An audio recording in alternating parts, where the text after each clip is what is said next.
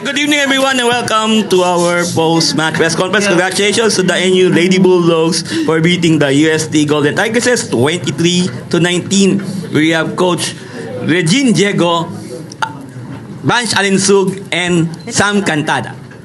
Coach Reg, first win, and syempre, new era to without Bella Belen and Eliza Solomon. So what can you say about the team's effort, especially with the girls beside you, Sam and Banch? What can you say?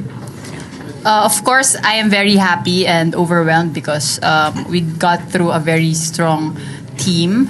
But, you know, it's still not the end. It's still going to be a very long journey. So we just have to prepare all the time and we just have to put our feet on the ground. Kailangan talaga namin maging humble kasi this is getting to know for each other and we're trying our best to be a team every game. Thanks, Coach. And Banch, 18 attacks, 4 digs, and 10 excellent receptions. So being one of the new leaders of the team. Especially nung fourth set, paano mo ginaid yung team from 19-23 down? Anong sinabi mo sa mga girls? Actually, for us naman kasi, naging positive talaga kami kasi kami yung lamang. So, nilaban talaga namin yung fourth set kasi alam namin kapag mag-fifth set pa yon baka mahirapan talaga kami sa UST. And yun, happy lang din ako kasi kahit nabawasan yung, sa loob, nabawasan yung first six, still merong pumalit sa amin and in-apply pa din nila kung ano yung role nila. Thank you. And last to our rookies, Sam Cantada, 17 attacks, 1 block, 3 service aces, including yung lahat doon sa may paghahabol nyo sa 19-23 deficit, and you have 14 extra receptions and 5 digs. First game, 14,000 plus na crowd. Pinakitaan mo kami. So, ano masasabi mo na eto, nandito ka na ngayon, naglalaro para sa defending champion? Una naman po kasi sa lahat, may goal po talaga kami.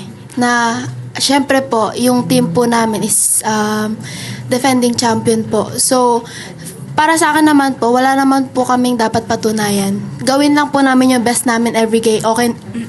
Okay na po yun sa amin. Kasi manalo-matalo man, madami naman po kami matututunan at madadala pa po namin sa mga next games po namin.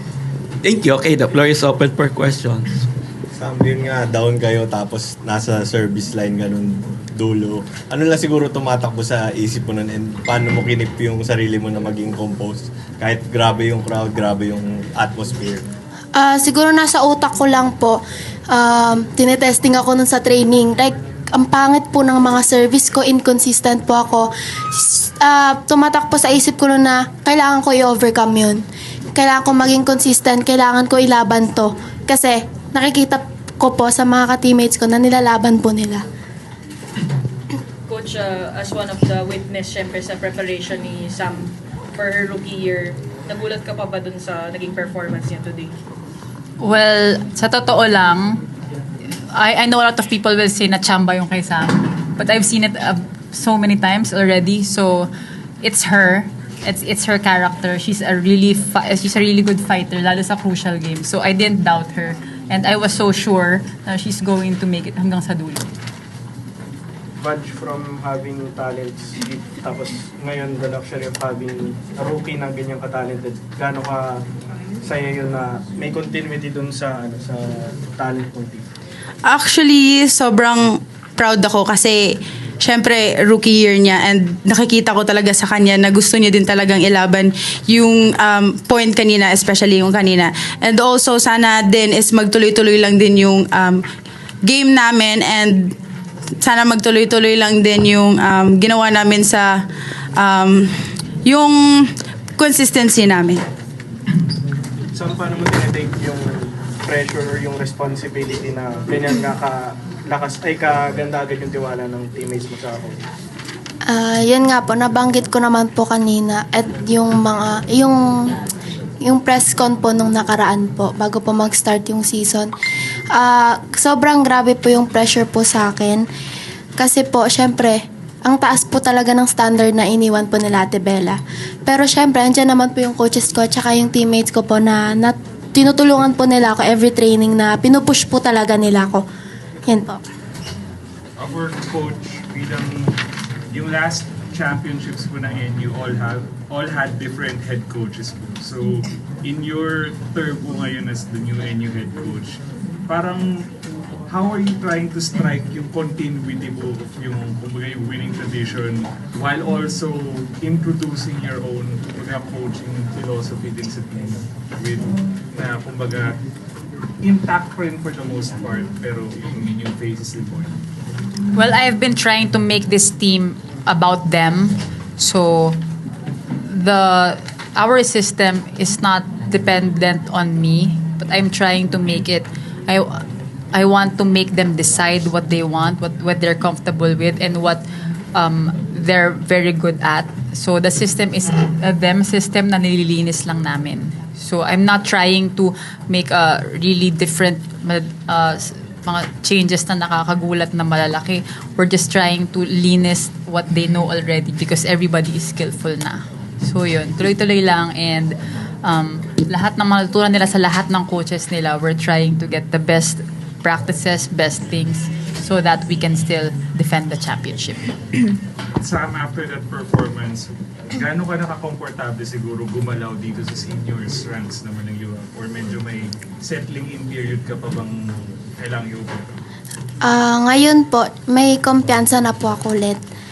Bumalik na po ulit yung kumpiyansa ko. Kailangan ko lang po mas ma-push pa po and maging mas consistent pa po. Kasi for sure po, kada nananalo po kami, iba-ibang pagsubok po yan sa training. Yan po. Coach, short turnaround to. You have tonight to celebrate, then back to work kayo for Adamson na maganda yung pinakita nila kanina. Your thoughts about playing Adamson? We just have to play our game again, go back to our training, linisin lang namin yung mga kailangan pa namin linisin. But we just have to prepare, scout them. Every game naman, we do that.